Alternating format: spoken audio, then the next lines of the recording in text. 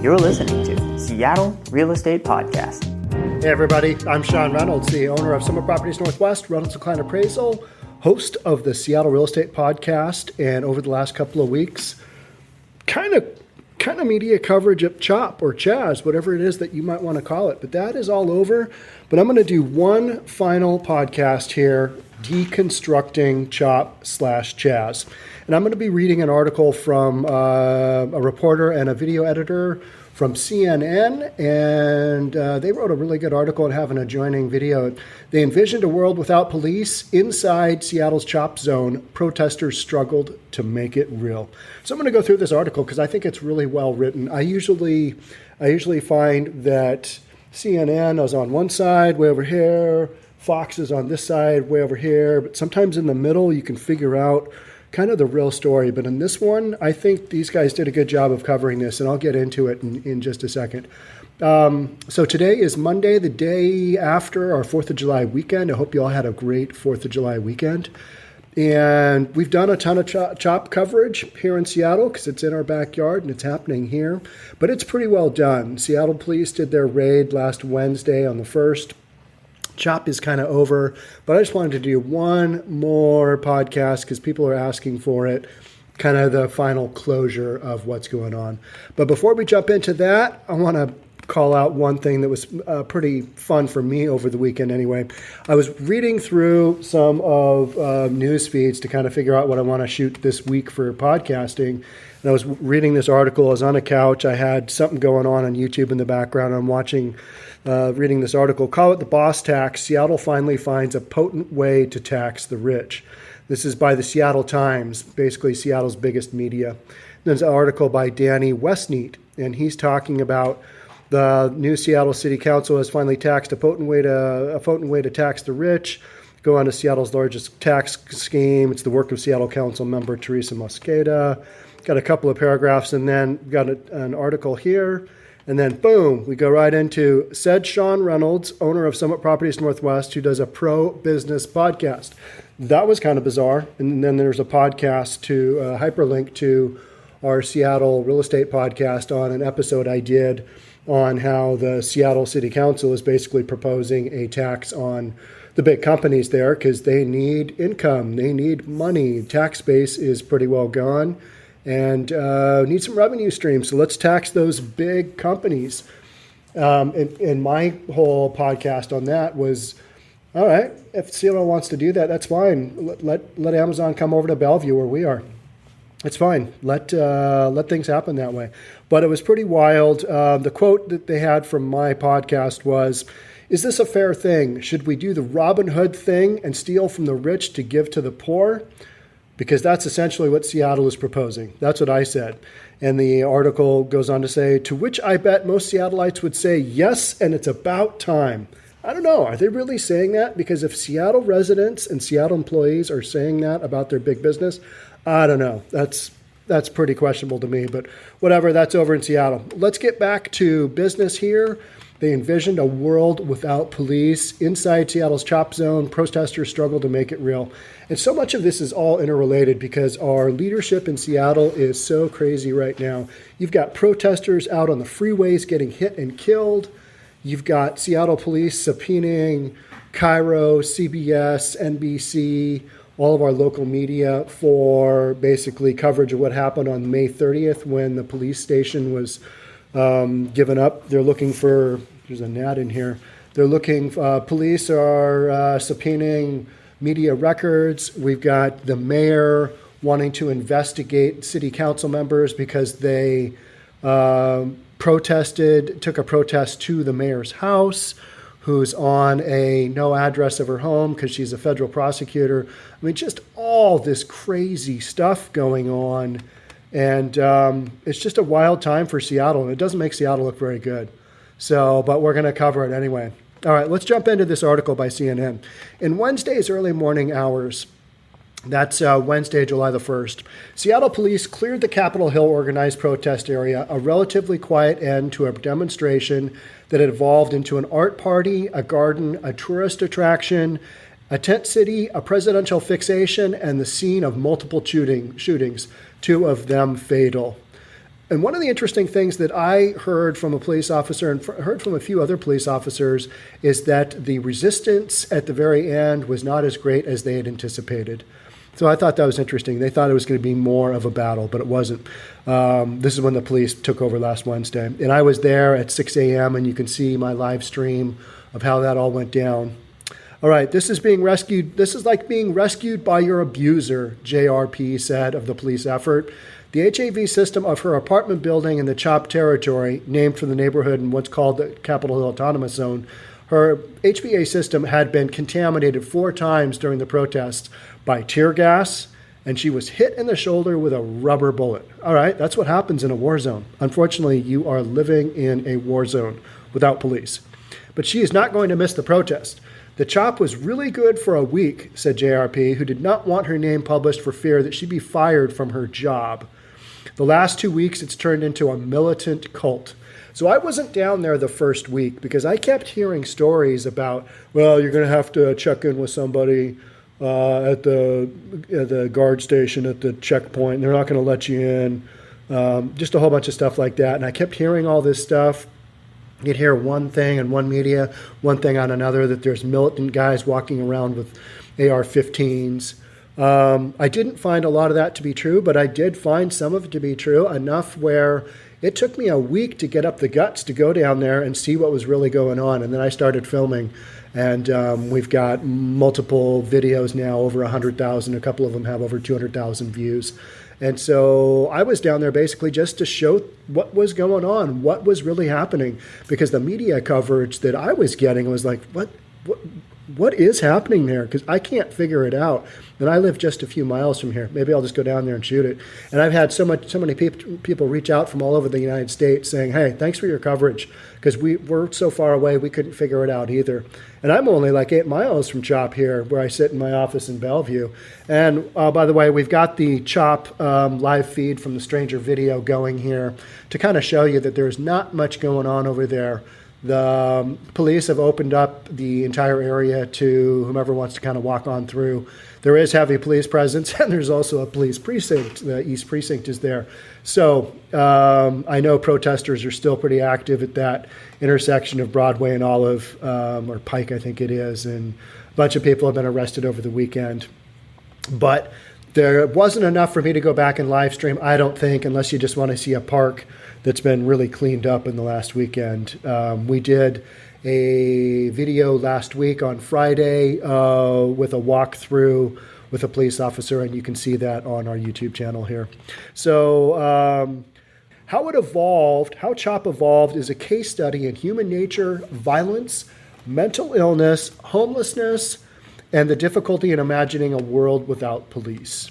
Protesters wanted to end police violence against black people by defunding the department by 50%. That was their main thing that they wanted out of this protest. They wanted the Seattle Police Department defunded by 50%. They also wanted more black involvement with communities, or more funding for black causes, Black Lives Matter, that kind of thing within the community. And the third thing they wanted was for all protesters to be freed from jail. And I know that's been an ongoing thing, and it's like, all right, these protesters are just going to keep coming back if there are no repercussions for their actions. If you're going to violate going through where police are telling you, hey, don't come in here anymore. We just got our police station back. Don't come in here anymore. If they arrest you, it's probably because you're doing something that you shouldn't be doing. I've always found that if I'm not breaking the law, I don't get in as much trouble as when I am breaking the law. I don't know. That's a weird thing how that works. The police wanted to end police violence against black people by defunding the department by 50%. They argued armed officers shouldn't be called to respond to issues of mental health, homelessness, or poverty. But once they created a police-free zone, they immediately had to deal with all those issues and more, with only the donated time and supplies of fellow protesters who still had day jobs. With police absent from the 6 square block area, the experiment spun out of control with accusations that it ended up causing exactly what it had aimed to stop: more violence against police, against black people. So there were 6 people shot. That's not 6, that's 3. There's 6 people shot. How's that? There were 2 people killed. First guy that was shot and killed was Little Mob, Lorenzo Anderson, I believe it was. And he was a 19-year-old rapper in Seattle. He was shot and killed. I believe he made it to the police station or he was dead on arrival. His buddy was 33 and he was in ICU for a while. I think he made it out, but he's not talking. Another guy got shot in the arm. Another guy got shot in the calf. And then there was the shootout last Sunday, I think it was, or Monday morning, where a 16-year-old drove his white Jeep into the barricade right out in front of the police station. And the protesters opened up fire, and the 16-year-old eventually died, and the 14-year-old, I believe, is still in the hospital in ICU. But nobody's talking about any of those shootings because snitches get stitches. All right, Seattle protests following the death of George Floyd in Minneapolis. Police custody grew violent around the East Precinct. Talk about the East Precinct of Seattle. Police tried to prevent protesters from marching past it and to disperse the crowd with tear gas and pepper balls. Instead, it became kind of a rallying point. But ultimately, the city had other plans for the building and relented to severe public pressure. What other uses would a city have for a police precinct? What kind of other things can you do with a police precinct when your police are supposed to be in there? So basically, the city just caved to public pressure. We want to protest there. That's what we're going to do. We don't really want the police to engage with the protesters, so we're just going to let this happen and kind of see what happens. And the police basically said, yeah, if we're not able to basically defend our own lives, we're out of here. We're not dealing with this. And that's what's going on right now, trying to figure out, okay, were the protesters really bad people? I say release the cam footage from the police officers' body cams. That's going to show just some people being really, really nasty to the police. And the people that are inside of CHOP and that are protesting against the police, these are not peaceful protesters. These are some nasty, nasty people with weapons.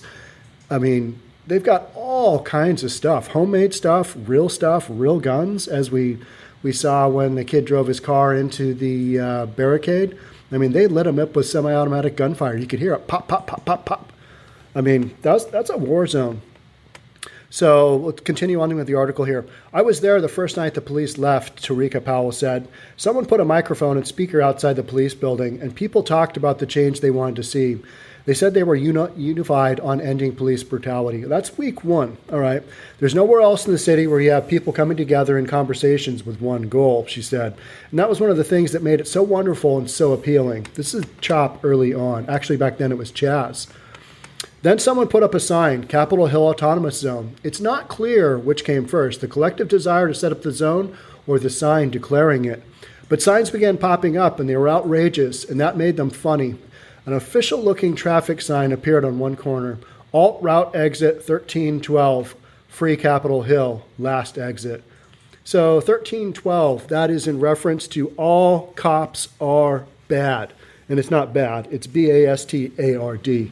But this is a family show. This is a family podcast. We're not going to swear on a family podcast. So alt route exit, all cops are bad, free Capitol Hill, last exit. And the 1312, in case you don't know what that is, 1 stands for letter A in the alphabet, 3 stands for C, 1 stands for A, 2 stands for B. So ACAB, ACAB. Learned something here, right? All right, first weekend of the CHOP had a kind of magical quality where you could walk up to anyone and start talking. It didn't matter if they were kids or anarchists or old people dressed as wizards, or as a giant pink pile of breasts. I didn't see that one. That's strange, but whatever. It was CHOP. One of the really awesome things about the space before the shooting started was it brought together people from all over Seattle. Yeah, it did. Kind of a freak show. And as said Powell of Black Collective Voice, a group of organizers who met in CHOP.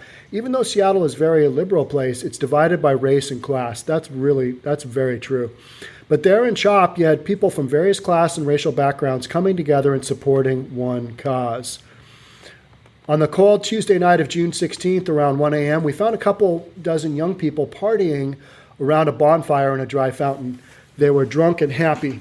We said we were journalists and showed our badges. A guy drinking from a red Solo cup grabbed it, held it to his hip, and said, "If I had this, I'd be walking around this place like," and he began strutting around theatrically.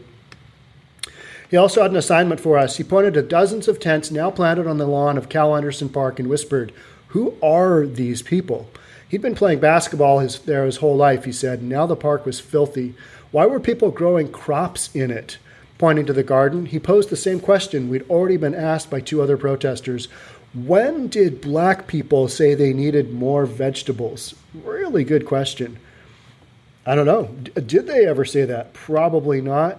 And I think a lot of it was more of a statement than an actual thing. They were going to be growing crops to feed enough people. I think it was one of those almost kind of like hippy-dippy things, and I don't mean that in a really derogatory way, but I'm born in the late 1960s, and throughout the 60s and 70s, you had this, let's grow our own crops, let's be self-sufficient. It was kind of one of those things where I think the motive and the initial intent was pretty cool, and then it just kind of snowballed, and everybody's like, you guys are growing like 4 heads of lettuce for, a few hundred people? So they got made a lot of fun of for that, but I think there was some really good merit to the crops early on.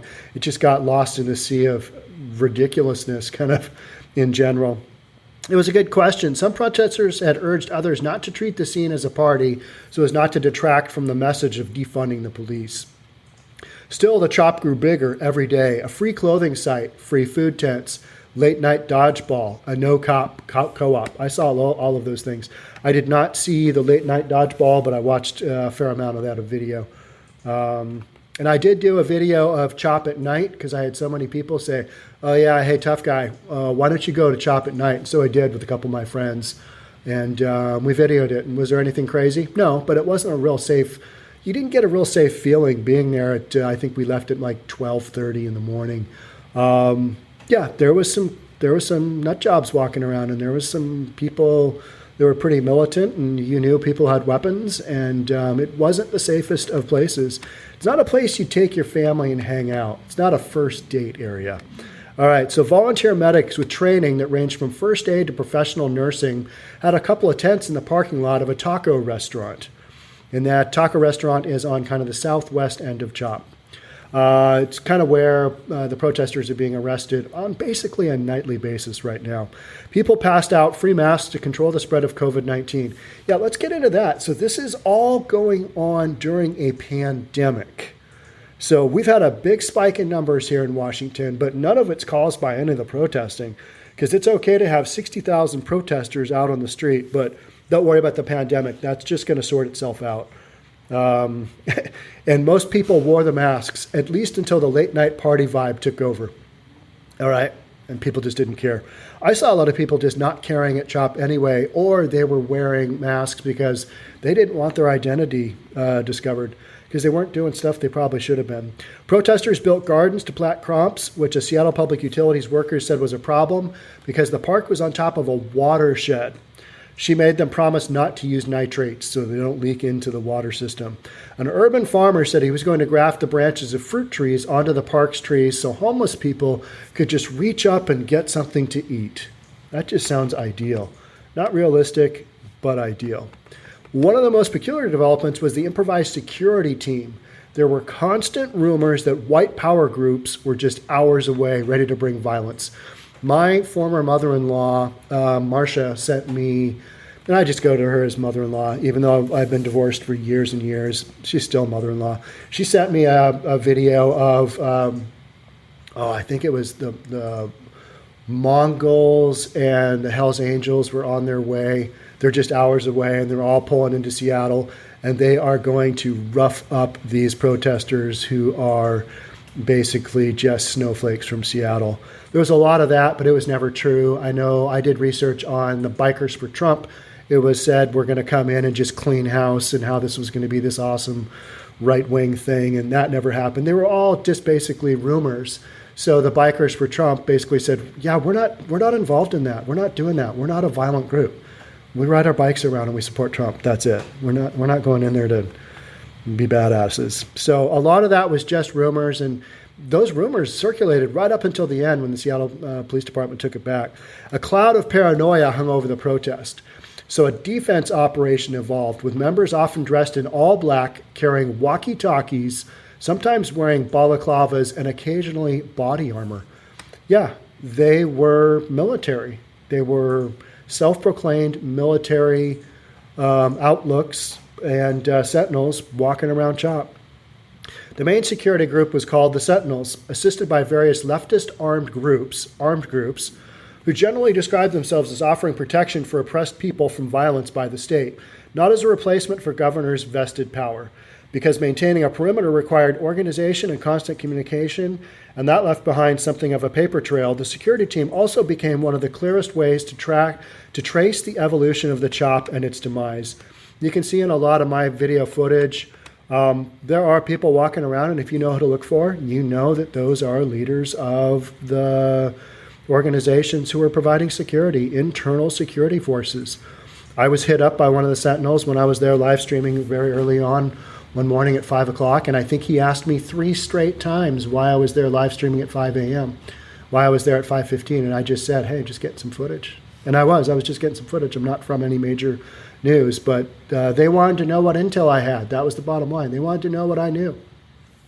A plan of action from the Puget Sound John Brown Gun Club, an anti-fascist organization, offered tips on de-escalation. Respond to nonviolence with nonviolence. The problem is that we're not responding to nonviolence here. We're responding to straight violence at CHOP. If someone is being physically violent, the plan advised either de-escalate using less lethal force to subdue or leave the area. That's kind of what the police were doing, right? But we didn't like what the police were doing. Do not respond with lethal force unless someone is using lethal force. Okay. It says, don't be a cop. Avoid answering reports of property damage or its prevention. We're not cops.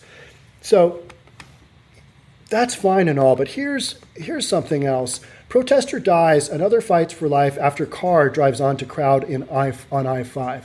So we let the protesters go onto the freeway, onto I-5.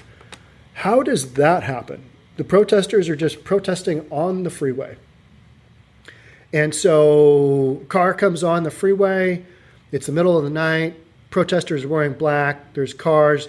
Car races on the freeway. He goes up an on-ramp that he shouldn't be. He's going the wrong way in the freeway. He dodges a couple of cars out in front protecting the protesters. He swerves around that, and then bam, he runs into 2 of the protesters, ends up killing one and the other's in ICU. We don't know what the motives were, if there were any. Maybe he just got on the freeway and he's like, oh, this is cool. I don't know. Nobody really knows what's happening. He's having his first court hearing today, Monday. But you know what the first thing the protesters did after they had 2 of their people mowed down? Call 911, call the police. That's what they did. So do you want the police or do you not want the police? Make up your mind. That's kind of the bottom line. If you want a protest against police brutality, that's fine. And if you want to defund or abolish the SPD, Seattle Police Department, that's fine. But you got to figure out your own policing system because they're not going to be there for you. If you want to abolish them and get rid of them, take your pick. You can't have it both ways. All right. So some people saw protesters as vulnerable. Police saw the abandonment of the East Precinct as a humiliation. According to a Seattle police officer CNN spoke to a couple of days after it happened, he did not want to be named because talking to journalists is against department policy. He was shocked at how quickly public opinion had turned. The city council is hostile to the police department, he said. The public turned against us. The protest chants were personal. Even his Facebook friends were posting memes about police brutality. My friends say, we need more cops like you. You're one of the good ones, he said. I don't know what that means. I'm one of the normal ones. And with all the police that I saw and talked to over there, kind of after the liberation had happened, I like using the word liberation because it just sounds more dramatic. After Chaz was liberated, I talked to a bunch of the police officers. The guys that are over there, they're kind of normal guys. They have families, they have jobs, they don't want to die. These are not crazy lunatics running around doing stuff they necessarily shouldn't be doing. They're just normal people who've got a very difficult job to do. And I don't think I'm a huge police proponent. I'm just more of an adult with a couple of businesses that want Seattle to get back some semblance of being normal. And right now we are not. We're not normal at all. I think we have a really good police department in this city, and people would rather believe we're fascists than that we have a good police department that sometimes has to be police, the officer said. At one point in time, didn't Obama give the Seattle Police Department an award? I think he did. I don't know. What I want police reformers to understand is if you're trying to make someone or something do something they don't want to do, you're eventually going to have to use force. You cannot de-escalate your way out of everything. He added, it's always going to look bad. The police officer did not like the chop, but he worried the protesters were sitting ducks. On June 12th, Seattle police officers were sent an email saying that they should not respond to calls within the chop unless it was a mass casualty event, like an active shooter or a structural fire.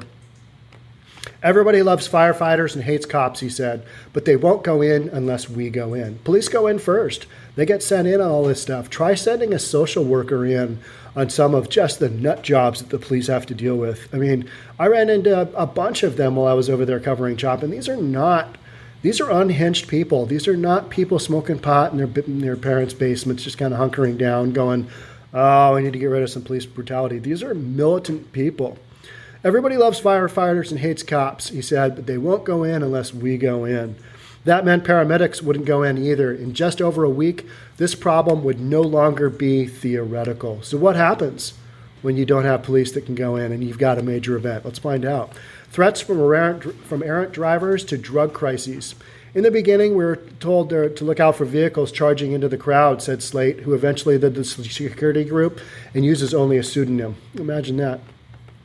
Then it got more and more complex. Mental health calls, drug crises. Someone changed their group chat name to Sentinels. They said, and it felt good to formalize what they did. Slate became a leader with a man who called himself James Madison, his second in command. Black Collective Voice member 𝑦𝒔𝒕𝒕𝒍𝒆 donated $400 worth of walkie-talkies. The John Brown Gun Club came in to help. Their authority was reputation-based, Slate said, unlike the police, who got their authority by representing the government. That's kind of what we pay them for. The Sentinels had to maintain our reputation with the community, so they respect us. There is a communications tent and training on how to use the radios. All right. But Slate said the situation just kept changing and getting crazier and crazier and crazier. That's what happens when you don't have any formal authority or the police. Within a couple of days, the Sentinels volunteers saw a major fistfight that turned bloody. I attempted to draw people away to give medics space to no avail. A few days later, the volunteer was responding to dozens of calls. There were several fistfights, a man who had snuck into the backyard of a Capitol Hill resident, and a large motorcycle gang rolled through that made my heart jump. It turned out that they were there to help with the barricade. Okay? In the middle of the night in the first week, a white SUV started swerving through the chop, and people shouted to get out of the way. After a previous incident of a man driving into protesters and shooting a person in the arm, it seemed like a serious threat. And that's one of the shootings I was talking about. That was, I think, the second shooting, third person to get shot. It seemed like a serious threat, and a crowd chased after the vehicle, someone yelling, "Get his ASS." Remember, we're family friendly here. When it stopped, and we're not talking about a donkey, get his ASS. When it stopped at a barricade inside the chop, a crowd pulled the door open, but the driver was not a white power terrorist, just an apparently drunk guy. They let him go. You can't make this stuff up. Just some drunk guy drives into chop. What a bad turn. Can you imagine his thought, oh, let me just turn in here and see what's going on. Oh, it's the chop. They had people bang on his door. They had to create a plan for ideological opponents who provoked the crowd and captured some damning footage. I'm sure you've seen the beautiful Photoshop job Newsfox did of me, Madison said. They were fighting an information war in addition to all the other stuff on the ground, Slate said. That was an interesting story with the Photoshopped image of the guy, I think, holding a gun.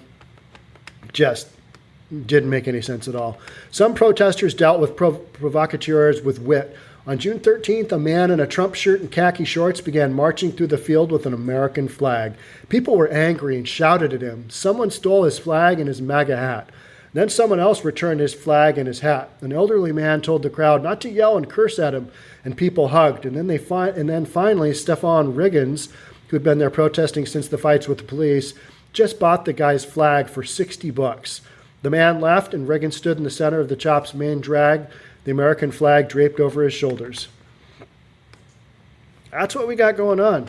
The power of de-escalation was repeatedly tested. In the park, a man experiencing homelessness set up a grill in the tent city and called it something like Clay's Community Kitchen, Madison said. He wrote KKK in Greece, Madison said, and he stood by that. An angry crowd formed, and the security team had to figure out how to de-escalate it. They eventually got the crowd to disperse, got the man to shut down his grill and clean off the KKK, and then call in a mental health volunteer. We tried not to be the police, but kept the peace. One of the other guys who I believe is probably either, if he's not crazy, he should be, was Trumpet Man. Trumpet Man came on a couple of days before maybe a week before I can't remember, 4 or 5 days before the overthrow, before the police took it back. And he was playing his trumpet out in the middle of the street. I think it was on 12th, and just laying into the police officers were there. I've got that on video. I mean, it's incredible. Trumpet Man, you got to watch the footage. Google Trumpet Man chop. The guy's just a nutcase, and that's what the police have to deal with, and that's what a lot of people who weren't on the ground at CHOP watching this don't understand, is how just crazy and wild things were, and how people were just basically acting outside of the realm of normal human decency. So we tried not to be the police, but keep the peace. And what's the first thing that they did at CHOP when they got it up and running? They built a bunch of barricades around it, and they armed themselves, and they hunkered down. And they created basically their own police force. And then black people got killed. One morning at about 6:30 a.m., protester 𝒆𝒂𝒕𝒍𝒆, I probably butchered his name, sorry about that, 𝒆𝒂𝒕𝒍𝒆, saw two men running down the street. These homeless white dudes just started beating the S out of each other. I'm like, what do I even effing do? Savage said. He said he and others de-escalated the situation, and the men moved along. But I didn't have training in that. I'm just a person. Right. So when you put people in the circumstance without training that you're having would normally have the police do, then it's not going to go well. That's not going to work out. One security volunteer who works as a social worker saw several clients in the CHOP. Over time, the tents in Cal Anderson Park housed more and more people who were otherwise homeless. And saw a lot. Basically, the north end of Cal Anderson Park was all homeless people. They were just hanging out. They understood, all right, maybe we can get some services. We can live in a park for a while until the thing gets shut down. Let's just go live there. Cordero estimated 40 to 60% of Tent City residents were homeless in the late days of CHOP. Black Collective Voice had decided to keep a safe distance, he said, because the CHOP is too large, too unstable, too dangerous a problem for one group to address, and it's been fundamentally thrown to the wolves by the city in not providing the resources to keep it safe. Let me read that again. It has been fundamentally thrown to the wolves by the city. So you wanted the police to leave, they left, you did your peaceful protesting, and then you're saying that you were thrown to the wolves by the city? That doesn't make any sense at all. And not providing the resources to keep it safe. Well, what did you expect? When you ask the resources to leave, how do you want those resources to be provided to you? That makes no sense at all. Protesters said they felt they'd been expected to solve society's most difficult problems on their own. People within the city are aware that it has long had a large population of people who have drug and mental health issues and who are homeless and who are not receiving any services from the city. All right. Seattle has the third largest homeless population in America, according to the most recent report from the United States Department of Housing and Urban Development. Densely packed beds and homeless shelters maybe have contributed to the spread of the coronavirus, according to a CDC report on 3 city shelters. During the pandemic, the city removed homeless encampments despite CDC's guidelines against it. The city council then presented an emergency bill to limit camp removals. You've just got this ongoing story of the city coming in and clearing out areas and not really providing a long-term solution. There's always been a population of these individuals around Cal Anderson Park, Powell said. The city of Seattle has continually failed them. Now they use that population as a political ploy against CHOP. The city blamed the CHOP for creating social and criminal problems that existed already, then said those problems would be fixed if police returned, she said. Mayoral spokeswoman Kamaria Hightower said, while Cal Anderson does have a history of people experiencing homelessness camping on the grounds, I think the timeline and executive order makes clear that protecting demonstrators, those living on site, the residents in the area, and employees of local businesses from the escalating gun violence was the reason action had to be taken. It was out of control. You had people getting shot and killed. It was like, all right, enough is enough. And then a lot of people said that because one of our city council members, Sawant, organized a protest on Mayor Durkin's house, that's when the action really happened on shutting down CHOP. Or was it maybe just a timing thing? I don't know. That's an inside story. I haven't been prevalent to it. But I did find it interesting that one of the protesters that was in on the initial talks, a closed talk that happened on one of the days where the barricades were going to be removed, that guy is later shown running from the police, running from a felony outstanding warrant across the freeway, jumps kind of over a barricade, probably hurts his foot, and police later arrest him. So that's who, is in some of the leadership for these CHOPS protesting groups, is guys with criminal charges against them that are just running around. So the city blamed the CHOP for creating social and criminal problems that existed already, and that said those problems would be fixed if the police returned. All right, how can we solve this problem within 2 weeks that you have failed to solve within decades of time and hundreds of millions of dollars in resources? Good question. The perspective was shared by police. We're being asked to do way too many social issues, Mike Salon, the president of the Seattle Police Union, said. That puts a lot of pressure on us as just human beings, but overall in society to have an answer, a solution for everything we might encounter. And you know what? The police go in first, not the fire department. The police go in first in all this stuff, this crazy stuff. The police chief has repeatedly spoken of her dedication to holistic policing, SPD spokeswoman Lauren Truscott said, and the department works with regional partners on mental health, substance abuse, and other root factors in crime that go beyond policing. Shots rang out and tensions spiked. So now we're getting to the kind of crazy stuff. Early on June 20th, a 19-year-old named Lorenzo Anderson was shot, and that is Little Mob. And you can see in a lot of my CHOP videos, there's a memorial set up for him. Lorenzo Anderson was shot near the 𝒆𝒂𝒕𝒍𝒆 tents near the taco restaurant. Protesters claim that volunteer medics treated him on the scene, called for an ambulance to come, but it would only get as close as a couple of blocks away. Police said they weren't allowed entry. Anderson was pronounced dead at the hospital. That is horrible. Somebody got their 19-year-old kid to age 19, and then he's killed at CHOP. Around the same time, Juwan Young, 33, was shot just outside of CHOP barriers. In a security group chat, one person discovering Chun's West wound as a medic was treating him. He lived, but he's not talking. Nobody's talking within CHOP. Police released body cam video of them responding to the scene. An angry crowd shouts that the victims had already been taken to the hospital. Just a bunch of confusion. I saw that footage as well. The shock of the first shooting, Slate said, was that people in the CHOP had expected paramedics to enter the zone if someone was seriously hurt. They were wrong. That was wiped clean after the first shooting, Slate said, but it cost a human life. Anderson's family demanded to know why the ambulance couldn't come in to treat him. Well, because the police weren't allowed in to clear the scene. That's protocol. So the ambulance the medics didn't have the clearance to go in there. 4 protesters said some in the area blamed CHOP medics for being unable to save him, and it was not safe for medics to operate openly anymore. According to Slate, they faced threats. This is when the first of the gang stuff started, Slate said. Once that started and their involvement became known, the life of the medics became harder. So the CHOP medics left their tent near the taco restaurant parking lot. He added, we lost a significant number of riot medics because of the nature of the injuries started changing. Not all of them are ready to have a man die on their hands. I mean, the CHOP medics are just people with maybe a little bit of first aid help or first aid training. And according to protesters, the John Brown Gun Club left too.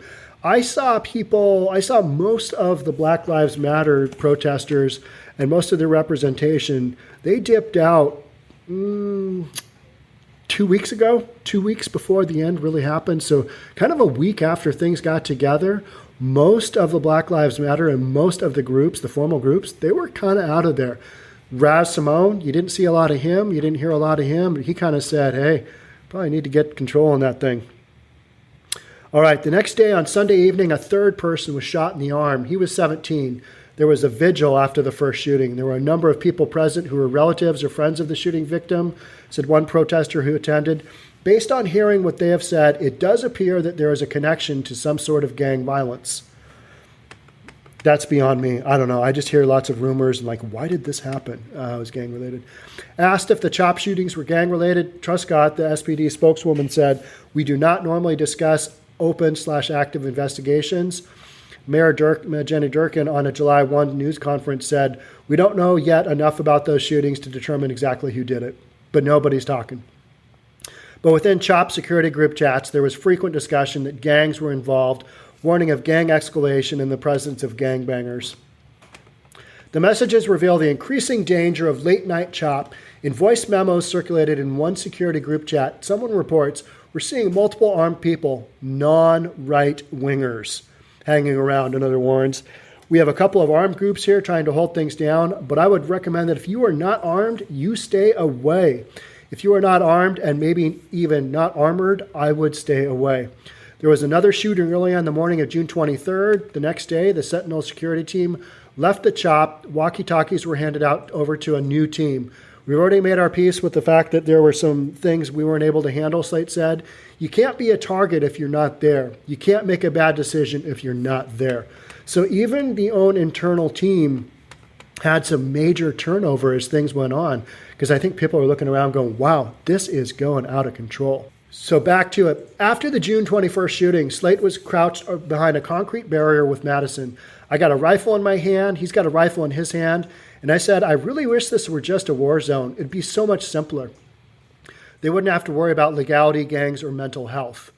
So there's footage of these guys hunkered down, literally with rifles, crouching down behind the concrete barricades right out in front of the police station on it would be the west side of 12th, and it is the northeast side of the police station. There's footage at night of armed guys who are with the protesters crouching down there like it's somewhere in the Middle East. They're just running around, hopefully not getting shot, hopefully not having to shoot other people.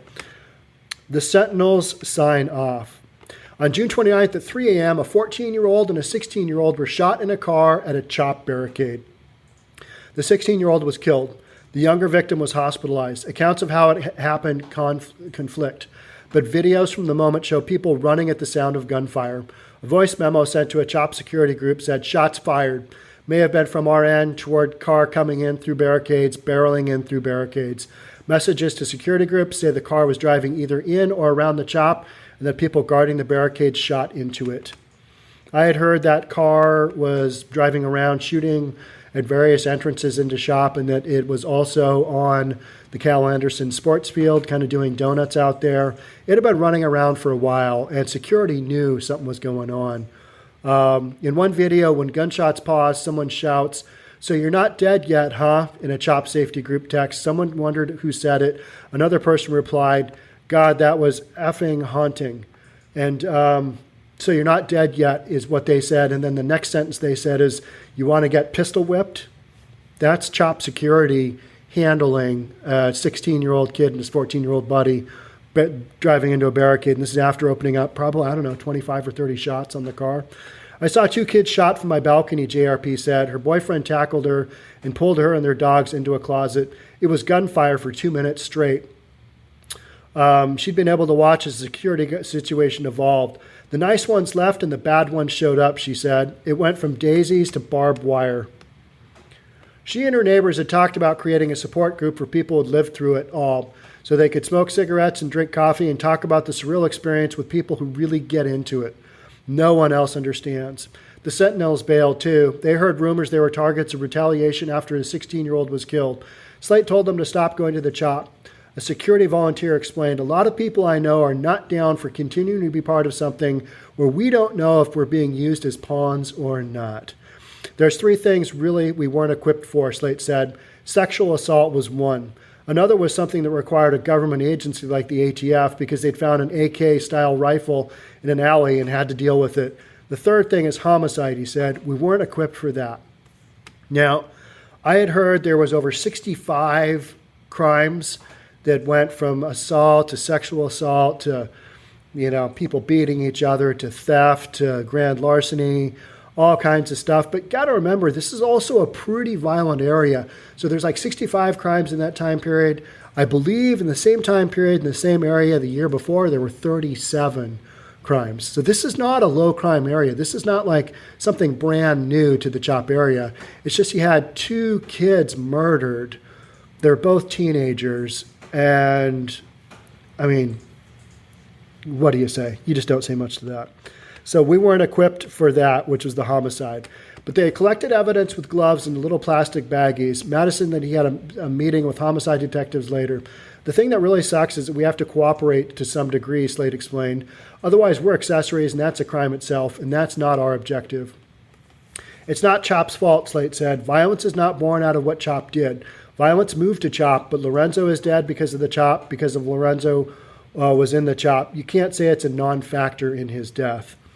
The protesters had to reckon with the CHOP changing the character of the neighborhood and the city, Slate said.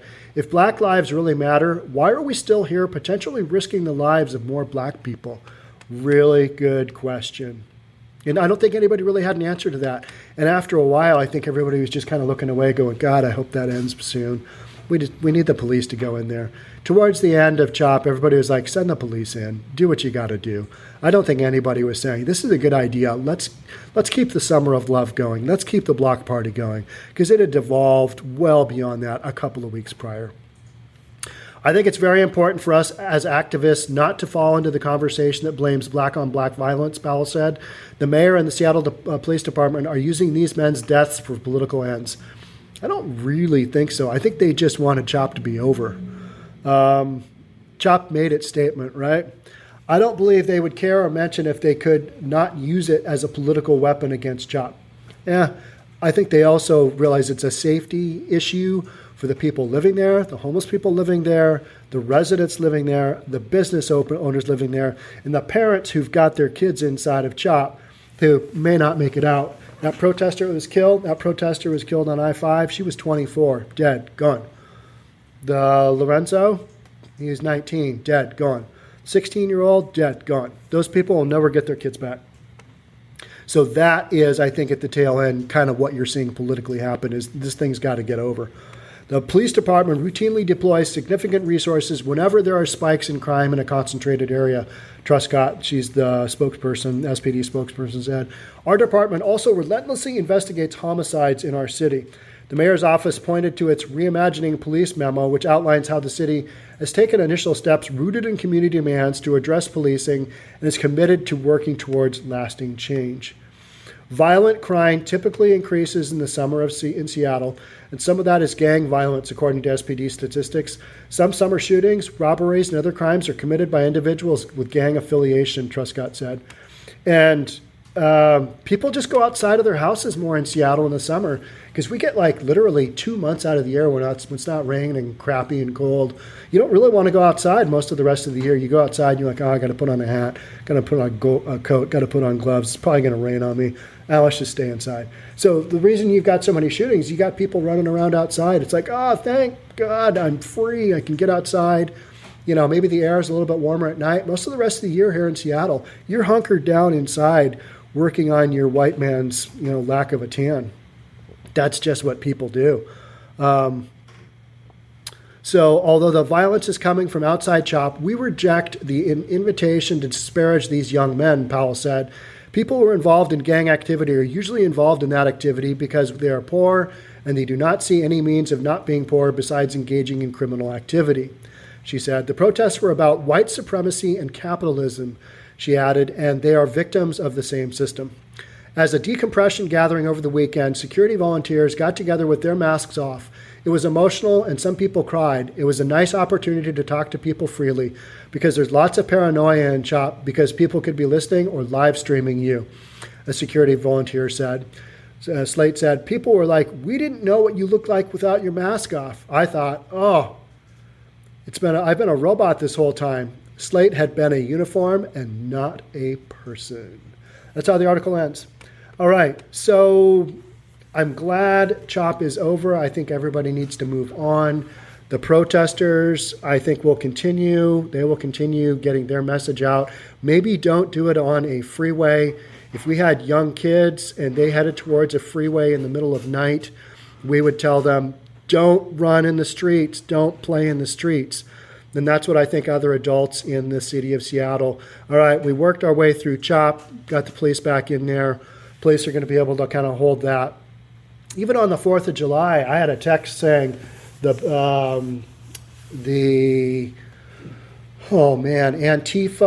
and who was it? The boys, whatever boys group it was, the Proud Boys. Antifa and the Proud Boys were going at it in the CHOP area, and the police were kind of on standby. This is on 4th of July. A lot of patriotic stuff going on, and people use that as an excuse to get out their guns and let out fireworks and just be crazy. But if you are a protester, stay off the freeways. Those are for cars. They're meant for cars going super fast. And protesters, if you are going to protest, do it peacefully, like you've said you've been doing all along. And I understand that a lot of these protests have been hijacked by other forces, but everybody kind of needs to know, all right, not all the protesting we're seeing is safe. So lesson learned, an area without police, that's not going to go well. It's not going to be kind of the way, the utopic thought that you had.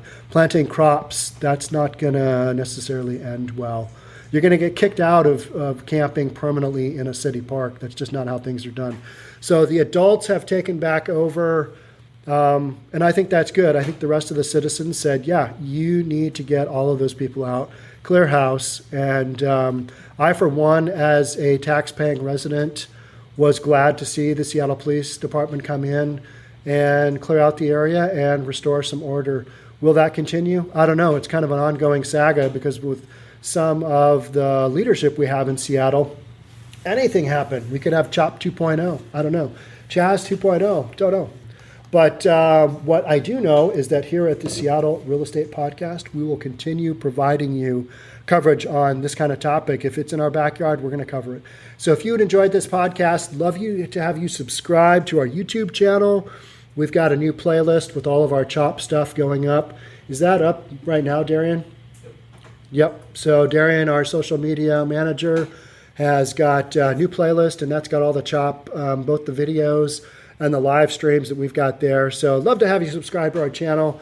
This has been a really long podcast, but this is also me kind of signing out of CHOP. This is it. Probably not going to do any more. As you can see with the live stream, CHOP is back to normal, and we don't really need to go there anymore. So maybe it's on to the next CHOP. But from now, I'm going to go back, and my next thing is going to be talking about Robin Hood investors. Steal from the rich, give to the poor. All right. So again, I'm Sean Reynolds from Summit Properties Northwest, Reynolds & Klein Appraisal, and your host of this episode of the Seattle Real Estate Podcast. Thank you so much for tuning in. Really appreciate the support. And from all over you around the country who've enjoyed the CHOP coverage, thanks so much for tuning in. We'll catch you on whatever it is we catch you on next. All right. See you then. Bye.